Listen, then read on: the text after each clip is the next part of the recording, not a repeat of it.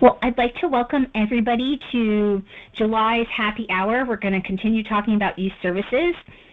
And for those who don't know me, I think that's primarily Kate. I'm Sarah Howell, and I'm president of the San Clemente Island Goat Breeders Association. And we also have with us Victoria Olson, who is our youth services chair. So if everybody wants to introduce themselves, go ahead. And what are you drinking tonight? The Buys always have something unique they're drinking, so you have to check in. Though it looks like Jenny has an empty glass, that's not as fun. And so, Victoria, do you want to?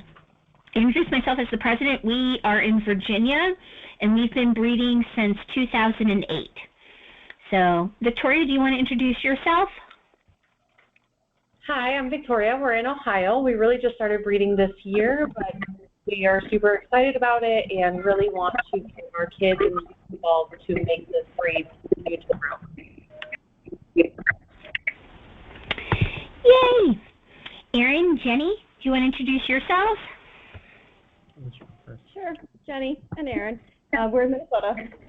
Let's see, we just tripled our SCI herd. This weekend we went from 2 to 6, so we can go into that.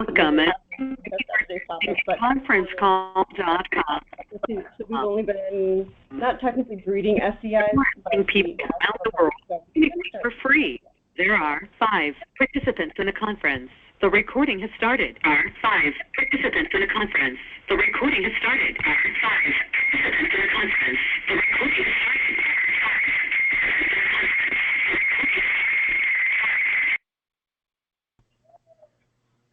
Sarah, you have something crazy going on with your computer right now. I don't know what you mean. You got to hear it over and over and over. I think I've solved it. Am I clear now? Thumbs up? It sounds better now. Okay, good. Yes. Like it was replayed. Oh, great. Always something fun and interesting when you're doing online from a farm. I should have just gone with the heat in McDonald's. Oh, well. Sonia, do you want to introduce yourself?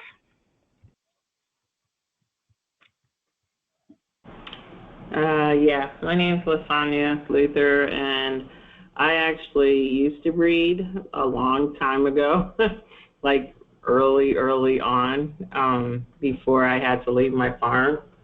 And so I probably had a lot of early of the San Clementes. I pretty much focused more. So I focused on, oh my gosh, I can't even remember which herd.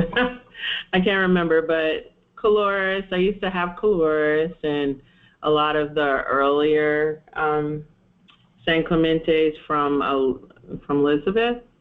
And, you know, used to kind of talk with, I can't even think of everything right now. It's been so long. So it's been a while, but I've always loved San Clementes and hope to one day. I actually live in Omaha, Nebraska, so I'm out here with John and Chad now. So I've gone to their farm quite a few times. So that's pretty much my exposure with them now. Well, your insight is always appreciated, so thanks. Mm-hmm. And I'm so excited.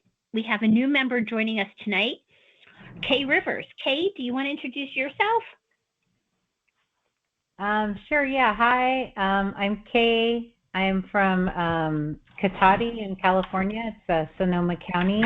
And I have 5 to arrive next week.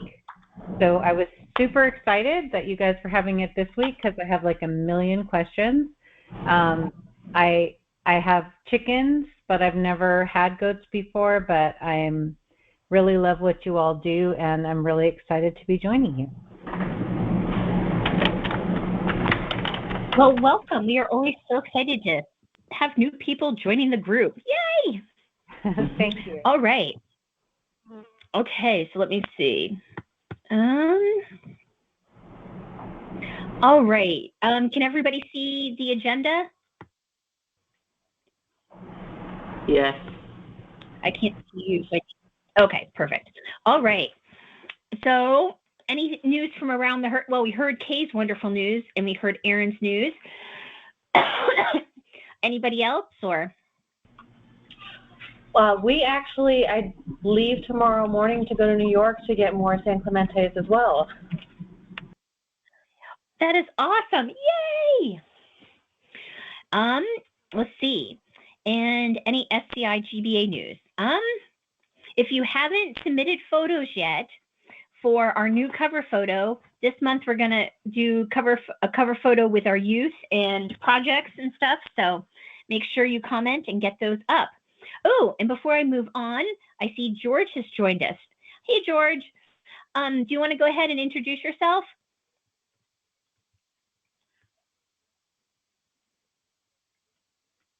Maybe not.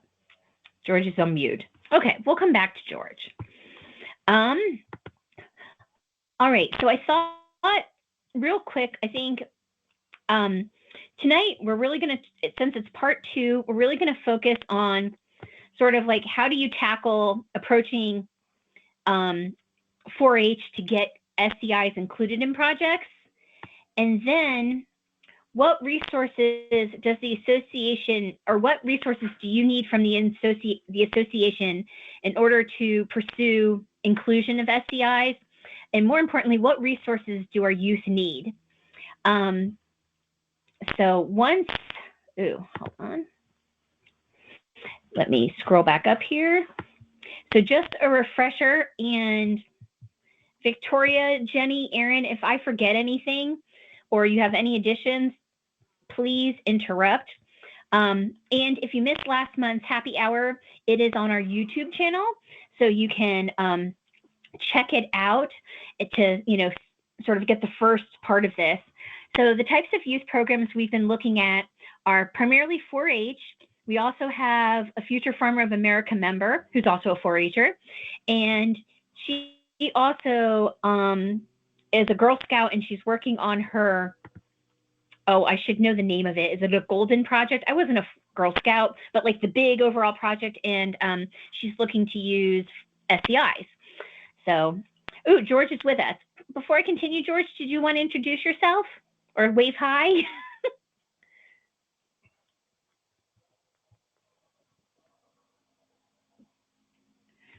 He's talking, but I don't hear him. Can anybody else hear George?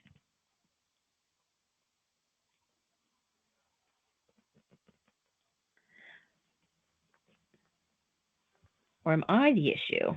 All right, let's see if is that working? Oh, there you are. Okay, let me try something else. No, I can hear you now, George. Am I working now? All right, can you hear me? You're working now. Okay, I was saying I don't think I need introductions. I'm probably quite infamous in this group right now after Sunday. So, but I'm George Sawyer out of Minnesota.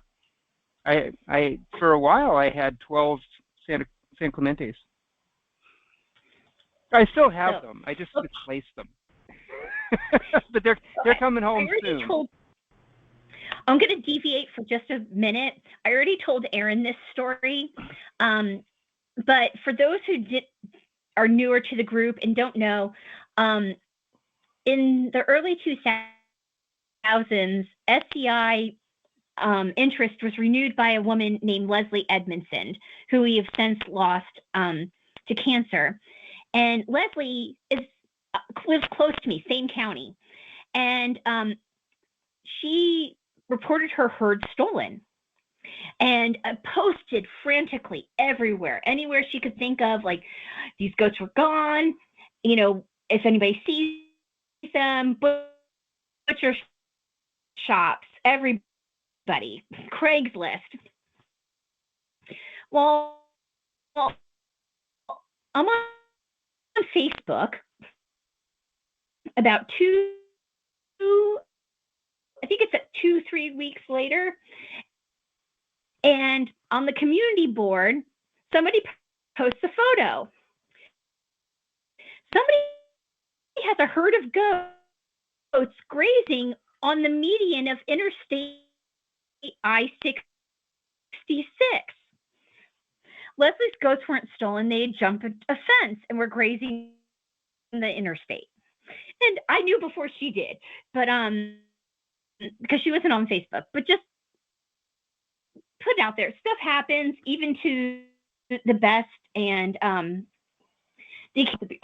but anyway, so that's all I'm going to say, just so everybody knows that, well. So those are the programs, and we mainly focused on 4-H. And the types of projects that people are either doing or considering are goat hikes, and Victoria can talk more about that if anybody's interested. Open houses, community events, taking goats to businesses. We took our SCIs to the local co-op for their open house, goat yogas. There's the demonstration category in 4-H, and Victoria just posted a wonderful photo of her daughter and her poster, and that's what the demonstration category is. It's like a poster on and talking about goats or certain aspect of goats. There's the showmanship category, and we have SCIs in Wisconsin that are going to be at the 4-H fair and showmanship next week. There's regular showing in either meat or dairy. Some places are working to add just a heritage breed category since SCIs are so different. There's pack projects and cart projects, and other places just create unique categories like barnyard beauty, and they dress them up in costumes. Did I forget any other project or category that people are working on? Okay, I guess not. All right, and then we talked about the obstacles that you may face trying to get SCIs included in 4-H. First, they're difficult and expensive sometimes to obtain. They have non-commercial body types for both meat and dairy. They're slow growth. As we all know, they have horns. They lack name recognition. Sometimes there's just a prejudice against odd or I should take that back. Sometimes it's just prejudice against unique livestock. And also, sometimes SCIs aren't well socialized, and they can be a little feral, which makes them difficult in the show ring. Any other obstacles that people are seeing or have experienced? You guys are a quiet group tonight. I got some questions later. Okay. Well, you're welcome to, if you want, you're welcome to talk now. I mean, you know how happy hour works. Throw stuff at the wall, see what sticks. I know. I came prepared. You did? Yes. Okay, so tonight's topic. The first one is, how do you start to tackle, getting SCIs included? And we started this conversation last month, and hopefully people have more ideas or can expound on their thoughts. And the first one was to create a demand, get numbers of youth involved up. And a lot of people are starting to create demand, especially here in my county. We're starting to see a few people reach out wanting to use SCIs. We have a 4-H'er that uses SCIs. Her mom actually is the 4-H leader, which sort of made it really easy for us. But they take the goats everywhere. They had an open house for FFA, and her goats were there. They, 4-H has a bake sale. 4-H does any sort of event, and SCI goats are there so that people at least get name recognition. And I've included at the bottom of the page, there's a resource section, and I created 2 really great resources that Jenny sent me on leasing animals. And these are from the Minnesota 4-H. And the buys don't currently rent SCIs, but they had been renting alpacas. And so that's a really great way, I think, if you don't have youth, and you're willing to work out a rental program with a 4-H'er, it's a great way to get your SCIs out there. And suddenly, somebody who has 10 kids in a year, instead of just having one 4-H'er, you suddenly have the potential for 10 4-H'ers, and numbers matter sometimes, Oh, you're just a single kid. We don't care about your one goat. Oh my goodness, there's 10 of you. Maybe we need to listen. So let's see what else. Question. Can I ask a question? What is? Of course. What is the problem that's trying to be solved with all of this? I'm not clear what the goal is. 4-H, and I don't know, Victoria, I don't know if you want to interrupt me, and Erin and Jenny, of course, are involved in 4-H, but it tends to be sort of commercial based, and SCIs don't fit into that box. They're very dairy meat. So so the problem is to get 4-H kids involved with SCI goats. Is that the problem you're trying to solve? I think I'm going to speak a lot of places. Sorry, Sarah. So personally, for us, no, you go ahead. We think that the future of the breed is going to be in our younger generation. So after everybody's done breeding, you know, we have all these older generations that want to breed and want to do all these great things, but if there's nobody to take over, then the breed dies, and that's wasted all of their time. So if we can start now getting the younger generation, like we work with our kids, then there's a future for the breed past all of us working. Right. No, so I was planning on, I'm a high school teacher, and so I work with FFA at school already. So I've reached out to both 4-H and FFA about having kids involved with the project we're working on, you know, as a nonprofit. And so, you know, my answer has all been, oh, well, you know, they're all involved with fairs and that kind of thing right now, so no one's ready for a new project yet. But I wasn't getting any kind of pushback on them being San Clemente Island, so I was just trying to understand if that's sort of the norm for everyone else, is what it sounds like. So for us, we struggle with getting horned animals specifically into any category. The boars right now, they just were approved to have horns, but since the SCIs aren't a boar, then they don't qualify for needing horns.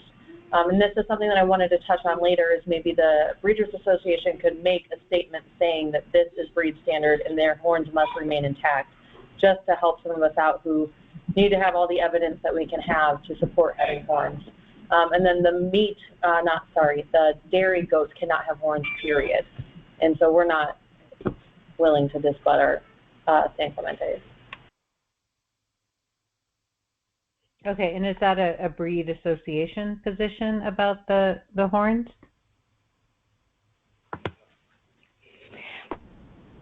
The association doesn't have a formal statement, though we encourage horns because it's one of the ways that the goats are identified. Is identification through horns. And traditionally, I don't think, oh, go ahead, Jenny. Oh, I was going to say, for us at our county fair, it doesn't matter what the breed is. We cannot show with horns, though I did get an exception from our county leader saying that we could show them in this other category, but they would not be shown with any other goats. So they'd basically be isolated. But, you know, we weren't ready to jump on that yet this year, so we're just going to keep working on the rules for next year. Okay. No, thank you. Thank you. I just, you know, I am interested in all of this. I'm just super new, so thank you. No, Kay, I mean, I know this is your first happy hour, but believe me, people just jump in. There is no interrupting. I mean, you'll quickly find out we're a unique group. One person says one thing and the next person builds upon it. And at times I think that, you know, I need a foil hat when I'm talking with some of these people. So they're so like, you know, we think along the same lines and we come up with really cool ideas. So personally for us, we raised Nigerians before this, so we did this but we just, with trying to keep the breed like as natural as possible back to the island, is why we prefer to not get rid of any of their horns in this breed specifically. Okay, thank you. And I'm not pro or con. I'm honestly just asking. Thank you. No, it's very important to throw out those types of thoughts and questions. You know, we need everybody's perspective, and sometimes, especially those of us that have been at it a long time, you put blinders on, and so you're like, "What do you mean horns are an issue? Come on," you know. And so it's really important to hear everybody's thoughts and experiences so that we are including everybody and we're not overlooking something. So please do not fret. Speak up. What was I going to say? Created demand, renting. We've had success here in my county showing bucklings under a year old because their horns are still small and they're not breeding yet. So and they're being shown with other, primarily dairy bucklings. Once they're a year old, even dairy bucklings, junior bucks are not allowed to be shown in our county, horns or no horns, because they don't want any accidental breeding. So it's a start. What else do I have? Repetition, education. It's definitely important. One of our breeders wrote an article for Goat Journal about the importance of horns. She pulled in a lot of scientific information about how horns are used to cool off a goat, to dispense heat. Depending on Minnesota, that might not fly, but here in the Southeast, we definitely don't want our goats getting overheated. What else did we discuss? We talked about, the other thing about repetition, I don't have a new statistic, but prior to COVID, a person had, from a marketing perspective, a person had to hear the same information 21 times before remembering it. And so I can only imagine with COVID, that number has increased just because people's, attention span has sort of gone down. So don't overestimate, repeating yourself over and over and over to the same 4-H leader or, other parents or the county extension agent. I'm not suggesting 21 times at once, but, over a period of time, repetition can help, sink in those facts. And then I guess the other thing, this is sort of where we're in the weeds at the moment, is how do people recommend reaching out to fair and 4-H leaders, whether it's local or at the state level, to start to work on them? Has anybody have success? Anybody have thoughts? I emailed and copied both our county leader and our state leader in 4-H. And asked them about adding the SCIs or heritage breeds, and within 3 days they had both gotten back to me, which was awesome. So they definitely were willing to start a conversation, but of course it's so close to fair season that the state wasn't going to do anything yet. The county was willing to act on it right away if we wanted them to, which was really awesome. Great. Can you CC Chisago County? Have you gotten no response? No, I haven't started yet because I'm just getting them. I'm just starting with it, so yeah. But yeah, I would love to see something exactly happening. What I sent, and then you can just copy paste it if you want. And then I'm sure Shannon Davis, I think, was the lady at the state. I'm sure then she'll hear it a second time. She's like, wait, another person wants to know this, and maybe if we just all keep pushing, maybe something will happen. But because the Midwest is going to be the center of San Clemente breeding. So, we will. Yeah. We will. Yeah, keep taking that. Southeast, we're doing well here in Virginia. Don't think you're holding your own. You're doing okay. We'll support you. I know. Thank you. I'm so lucky to have you, George. Are there any others in Northern California? I haven't been able to. I'm so sorry. I shouldn't laugh at you. California has the most breeders. Oh, good. Well, they come from here, right? So we should be. Yeah. I'm not fabulous with California. I mean, I can tell you where the major cities are, but when it comes to counties, the vice president and the chair of our registry is in San Luis Obispo. Okay, that's southern. Okay, then I have the wrong place. She's in northern. She's somewhere north. Her name's Laurel Sherry. Another board member is in northern California. We have a goat grazing operation that's 100% San Clemente's in Napa. Napa's not far. Yeah, and I can pull up and send you the info. If people are actual paid members of the association, you can find their information on our website. But there's a few. I I went to sign up, but I don't have the goats yet. So from the application, it looked like I should wait until I had them. No, I was a member long before I had goats. Oh, well, yeah. The application required it. Maybe I misread it. No, you didn't. We just took George because we knew goats were coming. Since you... They'll take anybody, apparently. We won't take anyone, George. I knew George's goats were coming, and so it was safe. Since you know the goats are coming, you're more than welcome to go ahead and send in the application. Okay, yeah, great. Go ahead. I will finish that tonight. Thank you very much. No problem. But I can send you a list of California breeders, both members and non-members, if you want to get an idea of who's close by. Yes, please. And I will make that note. Okay, hold on. Yeah, thank you. And just it's over. Jennifer Thomas in Nevada is the one whose goats I'm taking. In case you guys know her. She seems super nice. Let's see. I do.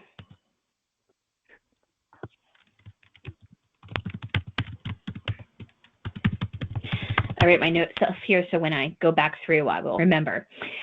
Yeah, but California is the largest number of breeders. So there's tons in the state, and we have a number in Oregon and Washington State also, depending on how far you want to go. If you're looking for goats to pair well, Laurel Sherry is the one to reach out to. She can help with that, no problem. So. Okay, thank you. Yeah, just put the title of our nonprofit in the chat in case anybody is interested. Perfect. Oh, very cool. Yeah, I know. Very exciting. Looking up. I've actually been to the island. Oh, yeah, we don't have a website yet. We're working on that. Oh, well, I can't look you up if you don't exist if you don't have a website. Oh, but we do. We do. We got our tax exempt status, so we're working on getting that paid up so we can get some donations going too for the fencing. You have a Facebook page? On Friday. So yeah, so it's all happening right now. Fantastic. That is exciting. So exciting. Do you have a Facebook page? Marginally. Okay. But you know what, George? I wrote down your email, so I will send you an email when we have it up, okay, and send you the link. Well, contact me before. Okay. I'm not a web designer or anything. I don't do that stuff, and I'm not super social media savvy, but I have a tech background, so I'm happy to kind of talk you through a few things. That sounds amazing. Do what I can. Yeah. Thank you very much. You're welcome. And I put my email in the chat too, just in case. Perfect. I'll email you. Thank you. Besides emails, any other thoughts on the best way to talk to leaders, or has anybody gone in? Yeah, we are going to be reaching out to the GOAT committee here in our county and just start with them. I think that we're going to get a good response from them, and if we don't, then we're just going to take it up through the state level. We have the extension office is another place that I can go and speak with them about it as well. They have the 4-H extension in our county.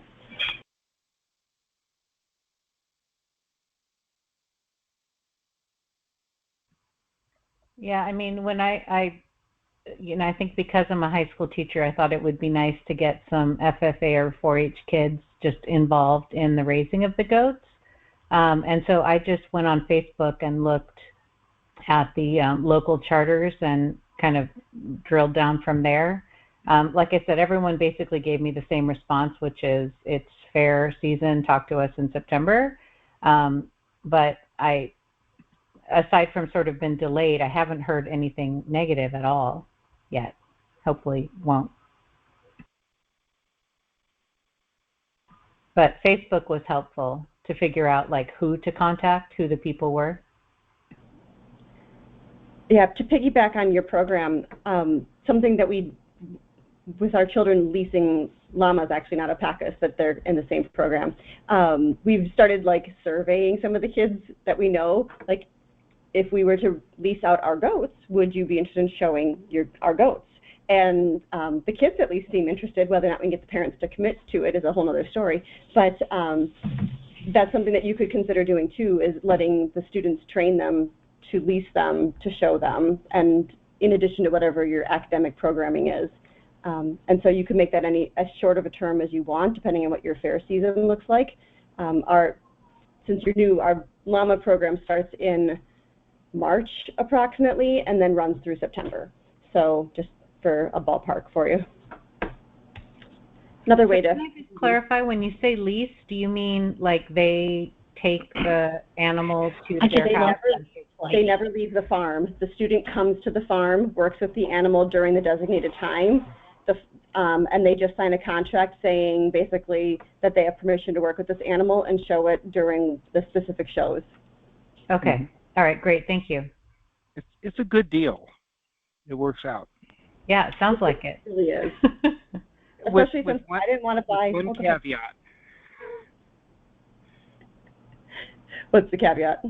I actually posted, I don't know if anybody saw the chat. Yes, I saw your link. Yeah, so I think that's something that needs to be put as a bullet point here, and that's just the biosecurity. That the fairs are just one big petri dish, and we don't have any control over anybody else's animals, exposure to animals, and so we're setting up a situation where we really have to quarantine after they come back from the fair, and we're putting those animals at risk, which is worth it to build the breed identity and brand and such, but I think it's something we really have to take into account and take very seriously. So something, and I don't know if this would work out with the heritage breeds or not, but an exemption that the llamas have in our county is that they only are at the fair for the one day that they show, and they don't spend the entire week there like the rest of the livestock do. So that's something that I want to check with ours if we decide to pursue adding the heritage breed to our county, is if we can get that same exemption, which I'm sure is going to put our llama team in a very sticky position, because he'll be like, no, they're going to take it away from us and we'll have to be here the whole week. But what they do is they get their entire pole barn to themselves, the show arena, and they put up pens in the pole barn that's in the show arena. So the animals get clean bedding before they walk in. They are the only animals in that show arena for the entire day, and then they exit the show, and then they never have to go in any other barns. That cuts both ways, because getting them in and out is great for biosecurity, but it means we're also not getting exposure of that breed to the public.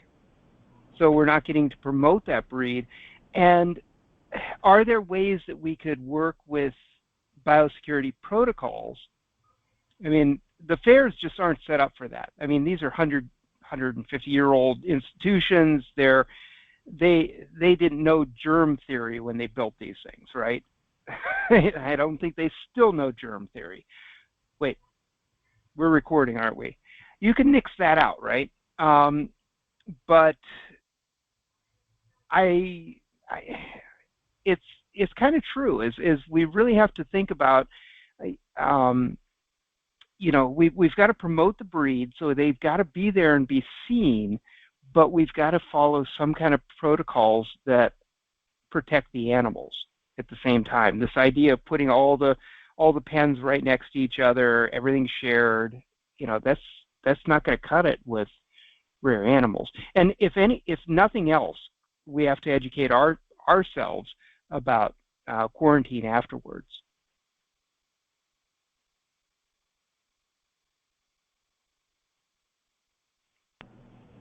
And I've never shown our own livestock at a show, so I don't know all the procedures and ins and outs. So I'm totally open to learning more from folks that have had this experience. So the way that our fair is set up is all of the goats, there's one big barn, and the pens are next to each other. However, they're individualized, so the goats don't have contact with other goats outside their pen. So my goats get their own stall. We're not showing yet, but hypothetically speaking, my goats will get their own stall. I can put liners in there as decoration. We can do hand sanitizers outside the stall so people aren't touching a goat and coming back in. But there's also like a stick protocol when they're entering, where if they have apparent respiratory diseases, if they have any abscesses, if they just look sickly, they're not allowed into fair. So those are some things that should be caught at the door when the vet's checking them out. And if they're not caught, then that's something that we need to be bringing up to our fair directors here. So in terms of biosecurity, the risk at our fair is pretty minimal. If we can bring in our own cleaning items, we bring in our own bedding, we bring in our own hay, our own buckets, all of that stuff, then the risk is it's there because there's other goats involved. And just like going to Tractor Supply or something, we're in the same boat, the same booth that some sick person has into our farm. But the benefits there would outweigh the risks. And then we also could stay all week with our goats. So we have campsites set up there. We can sleep with our goats if we wanted to. And we will have signs posted not to pet without hand sanitizing, more for risk for the goats, because if people think it's for their own cleanliness and safety, they're not going to do it. If they think it's to protect the breed, then they are more likely to participate. But again, you don't know. No feeding, and then we will be the only ones to enter the pen. I know we have sign-up sheets here where people will go in and clean stalls, and we will be there to clean our own stalls. Nobody's entering my pen with my goats. But that's just because we're very protective and we don't want anything happening to them. Yeah, I don't know if it was just the day that I went, but when I walked through our animal barns last year, just starting to get an idea of like, okay, what would it be like to show goats, and what facilities are they housed in? And I was just disappointed how few of the owners were with their animals. Like when I went through this is pigs in this example, but like one of the pens had water bottles in it, like disposable water bottles. And I was looking around for the owner. I'm like, I don't think those water bottles are supposed to be in there. And so I went like, I don't know, 10 stalls down and found some that looked like maybe he was supposed to be there. And I'm like, okay, I realize these probably aren't yours, but can you help these pigs out? And he just kind of looked at me like I was like the most bizarre person in the world. And I'm like, I don't think they should be chewing on those plastic bottles. And he went in and he took the bottles out. But it was just like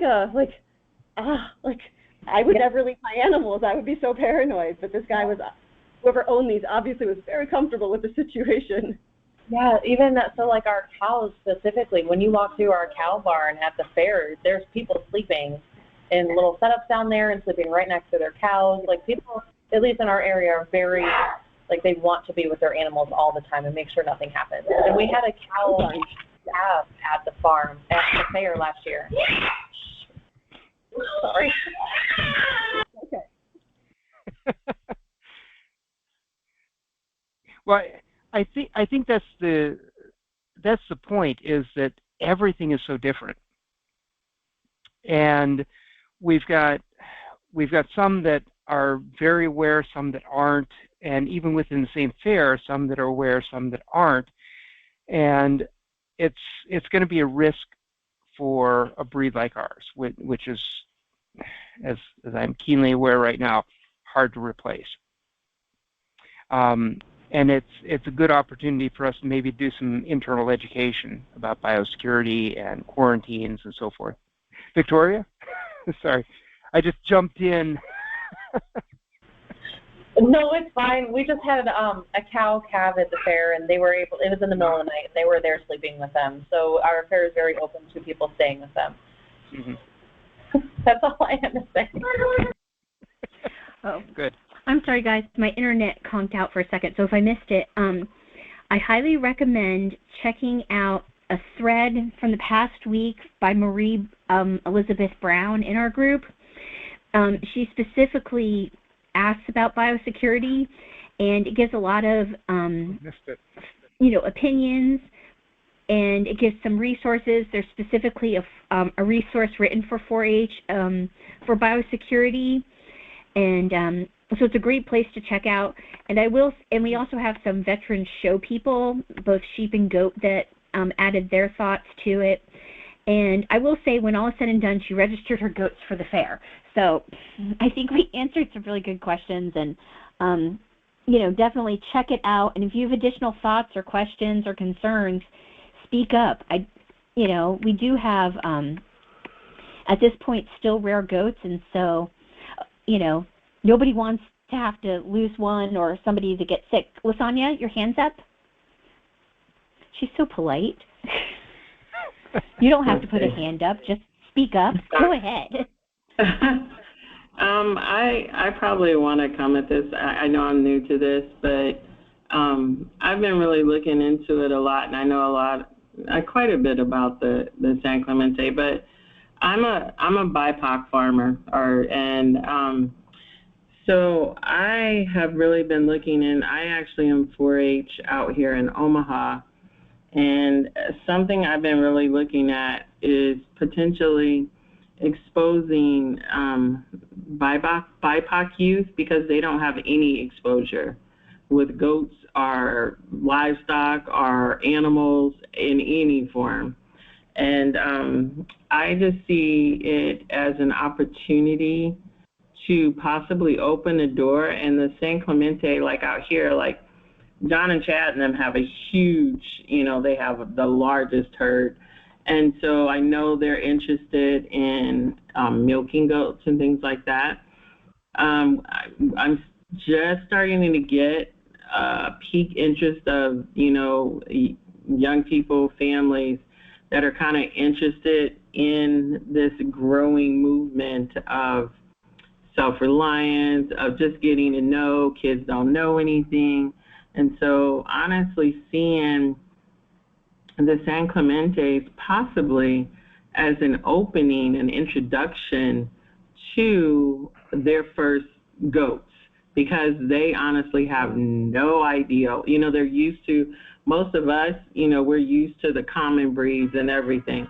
Well, we got a group, a thing of youth, like I said, that have no connection with goats or animals. So they would come in with definitely a different mindset and just an opportunity to expose, because we all know that San Clementes have ultimate potential in a lot of different areas. Even though we see their teat system, they still can milk, and they can produce very good milk. We know that they can do grazing, they can do cashmere. I was really into fiber, so the herd that I really worked with, I was very much focused in cashmere and meat. That was really the direction I was going in. The breed that I was, the ones that I was really working with, I found them to be more on that side. And so like I said, I'm really into fiber. So being able to expose them to multi-possibilities of what San Clemente can offer. So that may be an avenue, something that can be looked at too, looking at some of the, let me see, what am I trying to say? Looking at some of the communities that might be interested in learning about farming, about learning about animals, and their potential. So that may be an avenue to look at, especially with 4-H, because a lot of these communities don't even know about 4-H. They don't know anything about this. And so this may be an opportunity for you to reach out to other communities, create opportunities, especially like you're talking about leasing. I can't say that they can do that, but it may be something that they look at, because a lot of them can't have animals inside the community, especially urban, thing like that. But urban is a big push right now. And so that really may be another avenue to look at in exposing communities and other nationalities. You got cultures out there that look at goats. We're always looking for ways that actually eat goat, okay? So let's just talk about it like that. And so I think that maybe that's something else to look at, and maybe creating your own deal, because that's something that I looked at is like, yes, 4-H has its stipulation, but there's nothing to say you can't create your own kind of deal and then invite these young people and things to be able to learn this. And you know, because you can do the losses, you can address all the issues that you're talking about by maybe going a different route, and looking at different things rather than just the standard, which is what we're all used to, you know, 4-H and things. We can create our own, you know, kind of a, you know, thing, and you know, build it from there, and look at some of these other these other units and these other urban opportunities. So anyways, that's it. Is it pronounced Lasonia? Yes. Lasonia, thank you. And where are you located? I live in Omaha, but I used to live in Illinois. When I raised them, I had 11 acres back then, but, you know, life happened and I had to give up my farm and give up everything. But farming is in my heart. And like I said, I'm a BIPOC. I consider African-American farmer. I love farming, and I have been really working hard to try and figure out how to bring more of the young people, because I know they have no connection with this. They probably couldn't even tell you what a goat is. Half of them, you know, milk is, fiber. And I know that San Clemente's offer so many, they offer a lot, you know, and you could hit every direction and teach that connection, that self-reliance aspect. And you can start with San Clemente's because they don't know nothing else about any other goat. You know what I'm saying? And so it's an opportunity to teach conservation, heritage, because that was my reasoning behind it. Genetics. You can teach so many things in that. You could literally create a whole program on San Clemente Island goats and then form this. I mean, it's a start. It doesn't need to be, not saying recreate the wheel, but you can definitely invent a wheel or invent pieces or expand upon it, you know, and there's places everywhere, people, breeders everywhere, and start it, you know, and they can do milk. They can do it. It doesn't have to be like everything else. Well, I know my video is going, so there will be assumptions, but I am very interested in where you're going and where you're coming from. And I put my email in there. If you could connect with me outside the meeting, you're quite a distance from me, but there's a community here that, I think I'd like to be involved in what you're doing, and I think you've got some good points. I think there's going to be a challenge just with the San Clemente breed. Do you know they jump really high? Yes, I do. I know that they jump very high, and I have to honestly say that I know they also can be challenged because I got a lot from the zoo, and I have to honestly tell you an experience with the San Clemente that honestly broke my heart. I honestly raised San Clementes, but I also raised Spanish. And during breeding season, I learned really quick that, yes, they can jump all kind of fence, and there is nothing stopping them when breeding season comes. But I also know that to take on another goat, they might lose. So, yes, I'm well aware. Yeah, it sounds like you've got a lot of experience. But with it, in terms of the BIPOC community, I think there's so much. You're spot on in that. Boy, there's something that can be latched onto here, and that I would love to talk with you more. That's all I'm saying. Lasonia, that is such a cool... I'm always available. let's connect.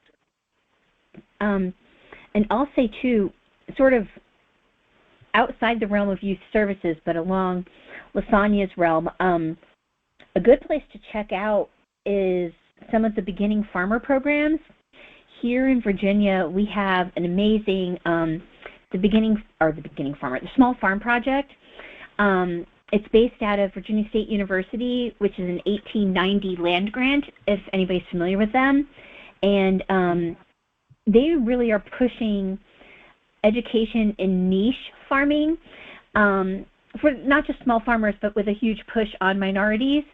And so San Clemente's definitely fit niche farming. You know, by the time you do, whether it be grazing, meat, dairy, goat milk, soap, you know, or fiber. So it's an interesting, I love it. That's a really great place, and I've made notes of it here, so we'll look into that. Thank you so much, Lasagna. Any other thoughts?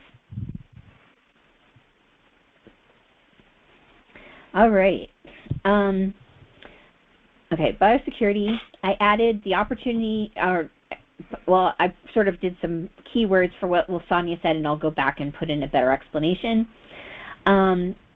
One other thing that was suggested is that we need to work on better education of judges.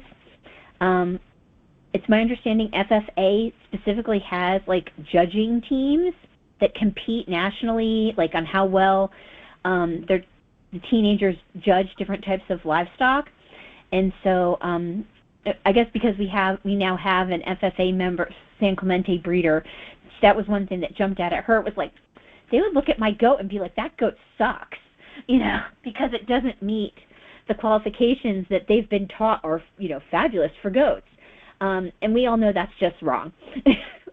So, and then the last thing we had under sort of how to tackle it, a reminder, especially for our youth, is that SCIs are unique, and so we need to prepare them for losses in the show ring, not of goats, and criticisms because they are outside of the box, and wait times because, as Jenny so well put earlier, is that, you know, it takes time. I can, you know, not this year. We're in the middle of fair season. You have to wait a year, and so, you know, you might not move this mountain overnight. It may take a little while, and so I think those are anything else that I'm missing as far as preparing our, you know, our youth that these goats are worth it. Stick to it. Persistence. Not necessarily a bullet point to add, but I don't remember if it was Victoria or Marie. Somebody had mentioned that their kids were doing alternative projects related to SCIs for their fair instead of just showing the animals. So we took inspiration from that, and we were looking for a craft for our daughter to do for an entry. We couldn't find one, but we found an Etsy website where you can order a custom paint by number. So she took a photo of the goats that she took the photo. We submitted it to Etsy, and they printed on canvas a paint by number. And so they mailed her, I don't know if you could see it through the... Yeah, lift it out. I got upside down.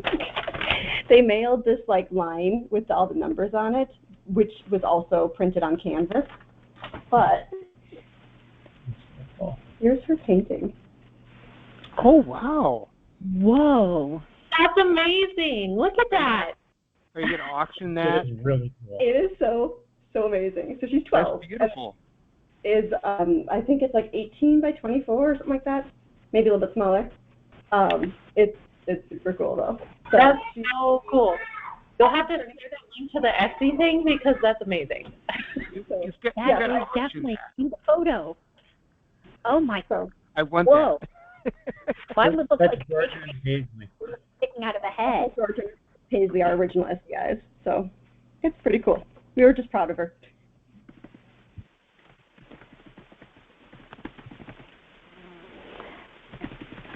You should be. That's amazing. Mm-hmm. She's in the background. We She have heard. pretty amazing artists in our group. That is definitely up there. Whoa. Yeah. So and it was like about $50, and it took maybe total 2 weeks by the time it arrived. So not a horrible like wait time. So good. We watched 2 seasons of Stranger Things and got it finished. You know, if you take a photograph of that and print that, a painting, you could probably, you know, have it as a fundraiser for your farm. too. That's I would a buy really it. good idea. I would buy That's it. It's really cool. Yeah, we could turn it into like greeting cards or something. Exactly. Yeah. Yes, For sure. yeah, very much so. Definitely. I love it. Oh, how cool. All right. Next is the 2 questions. What resources do you guys need from the association to help you get goats included? I already have down sample emails and letters that I'm going to tactfully acquire from Jenny. What else would help people? I was wondering, would the article or information on why horns are important in general, or I don't know, something like, and I don't know if the stats exist, like how many people are injured by goat horns, I mean, a year? Well, I'm sorry, they show pigs, and pigs are the most dangerous domesticated animal on the planet. More people die from pig than every year than anything else. And I won't show you because, I just came in from gardening, but I have a 6-inch football scar on my leg to prove it. I was gored by a pig. My own fault. It really was. But, yeah, so, I mean, what do you guys need from us? What can we provide or what resources do you need? I know you said the association has not taken an official stance on horns, so it would be hard to say that the goats need to have the horns. But I think definitely resources on them having horns would be better, because if people choose to get rid of the horns, that's on them. But those of us who want to keep the horns, I think it would be best if we had something official that says that they need the horns. They make extra good handles too when you're trying to wrangle them. Well, yes, but I wonder if that's something coming from Livestock Conservancy that says that this is a rare breed and we don't want to mess with it. Maybe? The Livestock Conservancy does say that they are supposed to have horns, but it might just be beneficial, if we can get everybody on the same page, because if they're looking for a reason to not have them, they're going to find that one place that says, oh, well, they don't have a stance, or, they're impartial. Is it breed standard? We have a breed description, and yes, horns are described, but there's nothing, or I'm trying to think off the top of my head. I think it says they're encouraged. I don't think they say it must have horns, but that really, I think we can definitely make that change, and I'll bring it up at the next board meeting, and we can come up with an official statement, and I'll talk to the Livestock Conservancy to see if we can get maybe an official statement from them also. Considering how maybe I think that would be added. Like, I would hope that counties and states would accept that. Okay. Well, considering how commercial 4-H and FFA tend to be, they're looking at commercial viability, right? So if it's not in a breed standard, thinking of APA, standard of perfection, or, American dairy goat, if it's not in a breed standard, they're going to have trouble with it. So if we can get a breed standard that says they naturally have horns, that's the way it should be, I think that would go a long way. Well, definitely. And we can pull apart, I think, probably separately, craft an official statement for stuff like showing goats, or 4-H, so that way they have a standalone that references back to the breed description. What other and I guess general education on horns, is that helpful or no? I think they're going to ignore it. I think it would be beneficial, because it just kind of adds to our paper trail when we're handing it over. This is why we need to have horns. It's already put together for us. We can just hand it all to them. More people have died from than from horns. I hate to point out the pig thing, because the next thing we know, poor 4-Hers won't be able to show pigs, and we'll be blamed, or I'll be blamed. I think something else that should be considered with horns, I know it's a normal thing, but the thing is and you're thinking about this breed especially, is that, if a person doesn't dehorn their goats correctly or properly, the bottom line is you can create a danger to the goat, because if you don't do it right and those horns start growing back and they grow back incorrectly, or, the fact is that they're weaker when they come back. So the fact that that goat loses its horn, I mean, it's already going to, it can, but you're weakening its horn. And so the bottom line is then you're dealing with other issues because of the fact that you dehorned the goat, I'm sorry. And then you don't, people don't always know how to address that. So, that's another reason why just because you can doesn't mean you should, because you got to think of both sides of it. And you're talking about a heritage breed, you're talking about a feral breed, you don't dehorn the goat. The bottom line is the goat needs its horns, and they have a beneficial reason. And, and that's why I say when it comes to showing, yes, it's great to show, but every goat you cannot stick in the same category. It doesn't work that way, If you want to deal with San Clemente's or whatever, you need to understand this is the breed. So yes, it should be a part of the standard. The bottom line is you don't dehorn this goat, this particular. Now, if you want any other goat, sure, then you deal with that. That's their standard. But this is this breed, and it does not need to be dehorned. And I think that's the difference between the standard versus the description. If it's a description, it doesn't carry as much weight. Yeah, there's a number of goats that aren't shown. Arapahoas are a good example that aren't shown because they are horned. Are Mytonics horned, George? I don't know what the standard is there. They're horned, but they're horned. Description, but they're not shown. Mytonics are shown. I have Mytonics. Yes, they are. In 4-H? As a matter of fact, they are.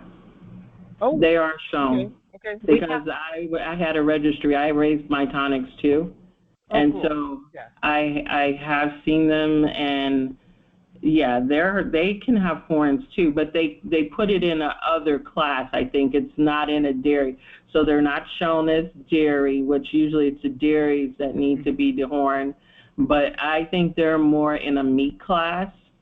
And so I think, and I'm not even sure, I can't remember, but boar goats are also shown with horns.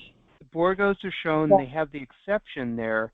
I haven't seen Mytonics, and I'm from a tiny county, so I don't have a lot of experience. I'm very new at this.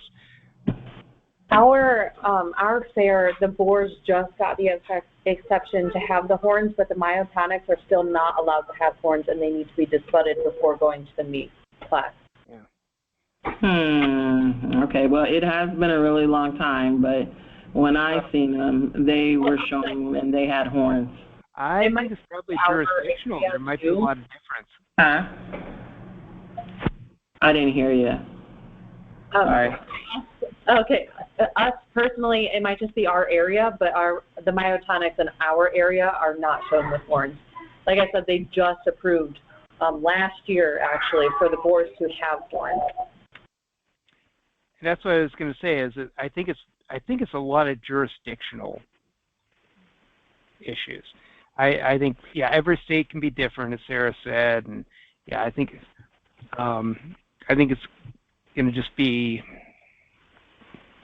It's just probably at the state level with. And also, as a side note, because I've raised cashmere goats, I know this is particularly in what part of Indiana? I think it's in Indiana. You may want to look at that because the lady that I got cashmere goats from, she does leasing, she does 4-H, and cashmere goats are not dehorned either.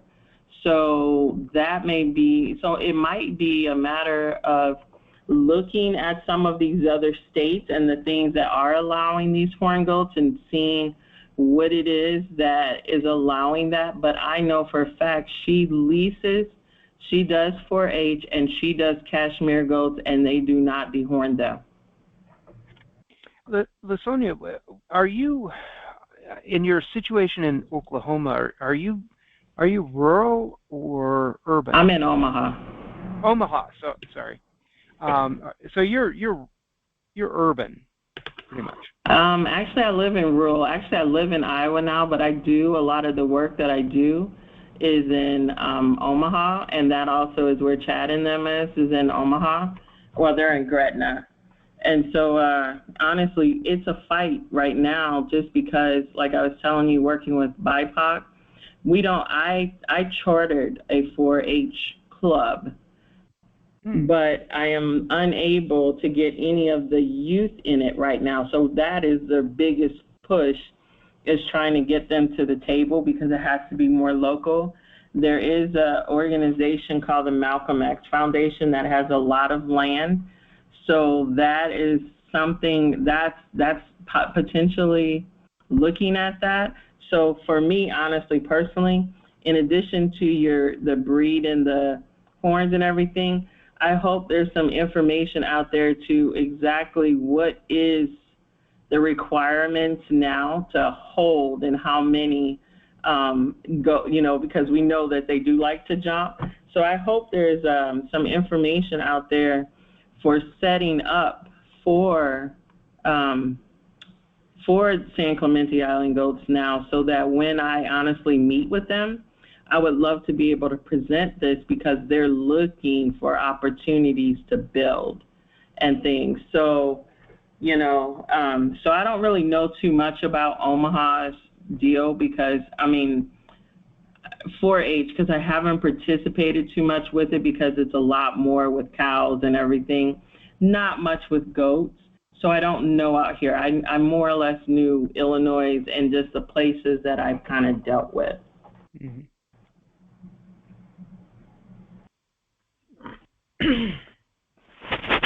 Okay. All right. I was going to say, I made note, Lasagna, that I'll touch back with you to see exactly what you need for your meeting so we can make sure you have that information. Oh, my goodness, you guys are so amazing. I love this conversation. I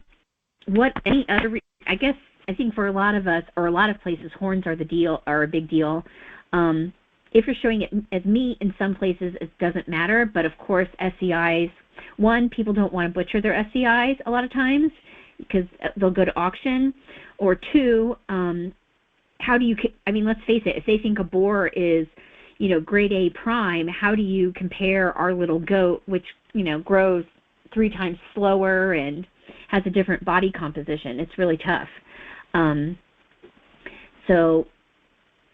as I said, here they're allowing dairy goats with horns, but only to a year. And but like in Oregon, I was told nothing, including even their meat goats, are not allowed horns. So boars, Spanish, everybody.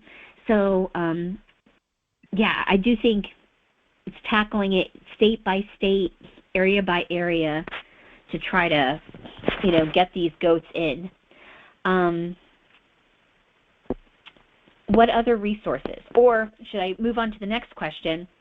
What resources do our youth need from the association to help them with their projects?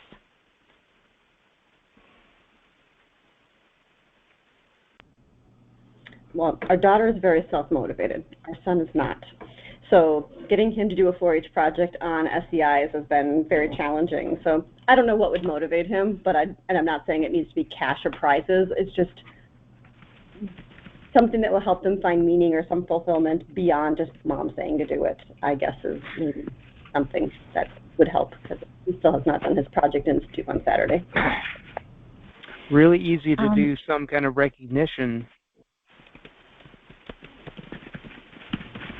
Yes. For him specifically, it doesn't thrill him. Like he's just such a mellow kid. But needs money? That's a good idea. No. How minimalist he is. Like, he's going to live in a condo with one chair and one table and a bed, one blanket, and a stocked refrigerator, and that's it. Yeah, that's what you think now. 5 years from now, he'll be a Wall Street. He'll be chasing the whole thing. Yeah.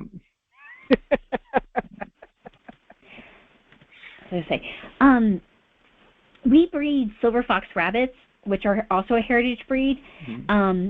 And my co-admin for our local board actually sits on their national board. And actually, he's going to be a brand new SCI breeder come this fall. Yay! Yay! And he has started to encourage youth to show silver fox rabbits. He was getting, in the rabbit world, aprons are a big deal. Every rabbitry has their own apron, and so you know who they are, and sometimes they'll put different things on it. Would some sort of like a prize for youth that complete a project be something you think, Jenny, would motivate kids or motivate somebody like your son? He wears his SCI T-shirt like twice a week. Oh, youth breeder. Well, no, that sounds bad. Okay, let me rephrase that. You might be onto something. You get the idea, though. Because at the county fair, at least, they give a T-shirt to the youth who make grand champions. So they get a grand champion T-shirt. So that's a big deal to kids that do 4-H. They know that T-shirt is a grand champion T-shirt. Anybody else is just not going to read it. But maybe you might be onto something. Yeah. Swag. It's all about swag.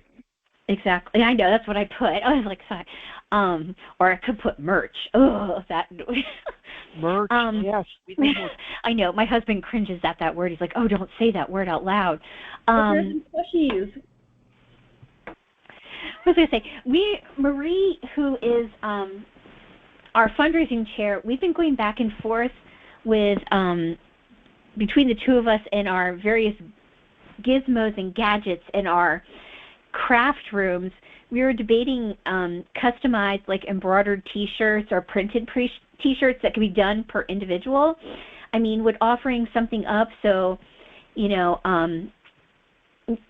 son could go into 4-H with like, Bramblewood, Bramblewood Farm, SCI breeder, youth breeder, something. Better youth member. I know we also have a Briarwood. You guys need new bizarre names, so I remember them all. No, I mean, is that something that might, if we offered those up, customized shirts they could put their farm or their herd names on, is that something you think might help? Yeah, and if they get like a little bit of choice in what it is, so like if they're not a polo person or they're not, I don't know, whatever. It's got to be polos. Pick from like 3 things, maybe. I don't know. Nobody wears T-shirts. Well, the embroidered shirts are me and my machine, so as long as they send me a color and what they want, I can, run to the store, pick it up, and, grab it. I have to draw, folks. The shirt that's the right size and just have it customized. Exactly. Yeah, you could. Send it to me, and I'll customize it. Night, George. Good night. Please take care. You're in our thoughts. I will keep everybody posted via Facebook. So, and thank you all for your thoughts, prayers, and real tangible help. I really appreciate it. Thank you all. We're like an hour from George, so we'll be there in a heartbeat as soon as we. I know. I'm. You poor folks are. I really appreciate it. Thank you. We're all up for the challenge. Thank you. You're welcome. Good night, all. Night. All right. I know that I provide for our local fair. I didn't this year because I was away. Brochures and postcards on SCIs for their pen and booth. Is that having that more available for people at fairs? Would that be a smart move? Would other fairs like that? I think once we're showing, I think that it would be great to have. We've been to something called the Harvest, what was it called? Fiber Festival that Minnesota does. and they'll open the livestock barn, and there'll be entries. So there'll be like people that do fiber crafts, and then there'll be the livestock barn with the animals, whether they're sheep, goat, whatever. And most of those families will bring some kind of advertising handout, whatnot. Some are more professional than others, but that would be actually helpful, because I'm sure there's going to be people that are genuinely curious because they've never seen that animal before. Cool. Any other thoughts, ideas as to resources we need to have available?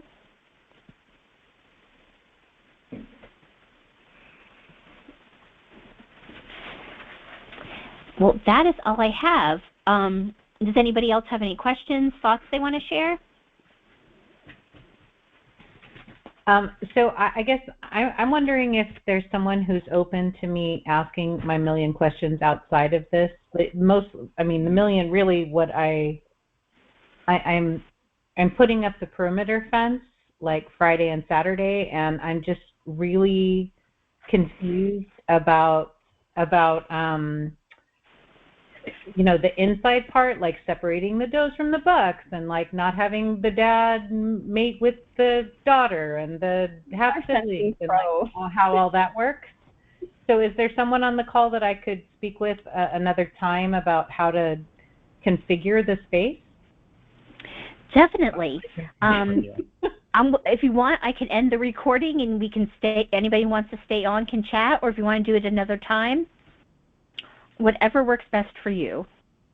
Well, I have another meeting starting in 8 minutes, but it depends on how long you think the chat would be. Totally your call. It's up to you, Kay. I mean, I will be available. I'm sure Erin or Jenny can help out at some point. And we have a variety of people that I have no doubt that would jump up, or you're welcome to also ask away in the group. We always have lots of new people, or even people looking to improve their situation and looking for ideas. So whatever you're comfortable with, whatever time you have. Maybe go ahead and turn the recording off and see what everyone wants to do, unless someone else wants to. I actually have a quick question for Sarah. Oh, hey, sure. Sarah, have you improved on that system you shared a long time ago? I have. My silvopasture? Yes. Well, the one that you did where you showed the different, your setup, we talked about it a long time ago, but I didn't know how much that's grown since then, what you've done. It has definitely grown, and I know I need to do a happy hour on it at some point to, because everybody always asks about it. So, yeah. I'll start sharing more about it. Give me 1 second. Yeah, that would be really good because your system was awesome back then, almost, long time ago. So I'm sure it's really good now. It's definitely trial and error sometimes. Sometimes stuff works really well, and other times you're like, ooh, that looked good on paper, and that wasn't it. Let me just end real quick this section.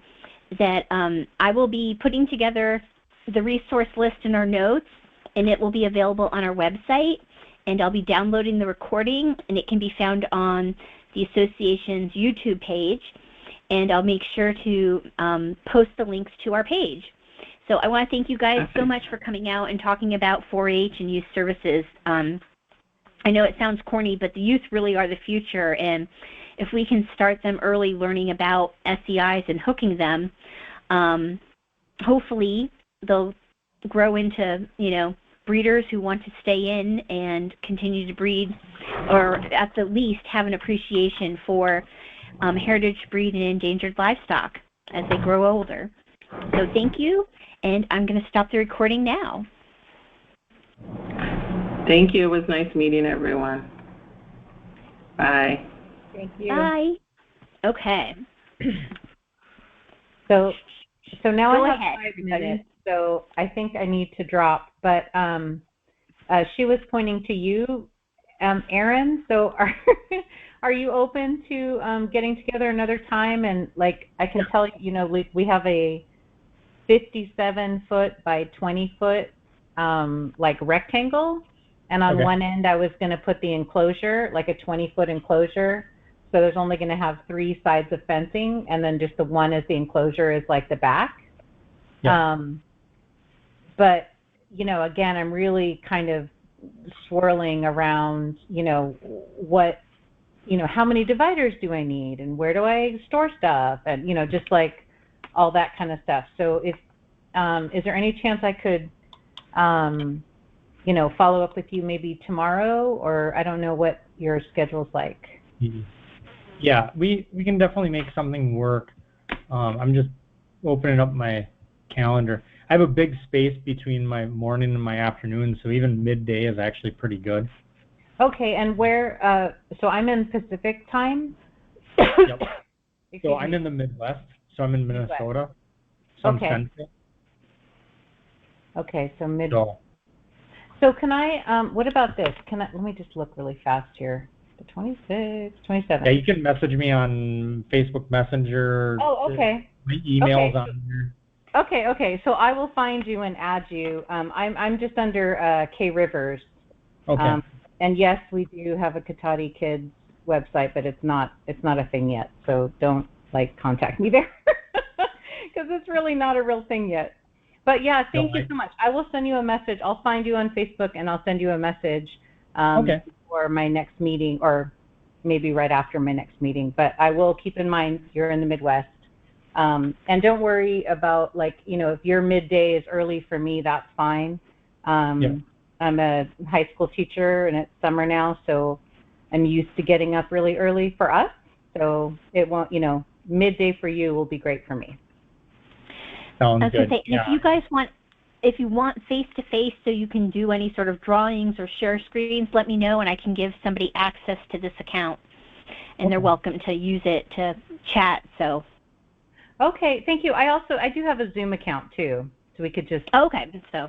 If, you know, like everyone has like major Zoom fatigue, and I know, but, you know, we could use that too. But thank you, Sarah. That's really kind.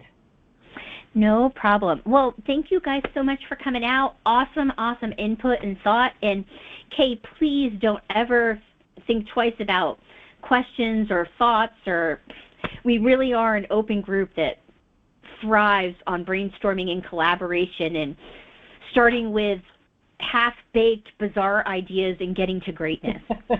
So. Okay, so last quick one. For, you know, there's there's this whole fenced area, and then there's this huge area with like blackberry bushes and brambles, and there's a creek, and it's like just completely overgrown, and the people whose space we're using just cannot wait to get the goats out there. And so, you know, another question was like, if we're going to do maybe like a zip line with like harnesses or something to let them kind of roam around, like just how to go about doing something like that, because we can't use the electronic fencing. You don't want leashes. You don't want leashes on them. Okay. They'll tangle up. But what you could do is if you get them docile enough and they know you and they love you, they will follow you like a puppy dog. Okay.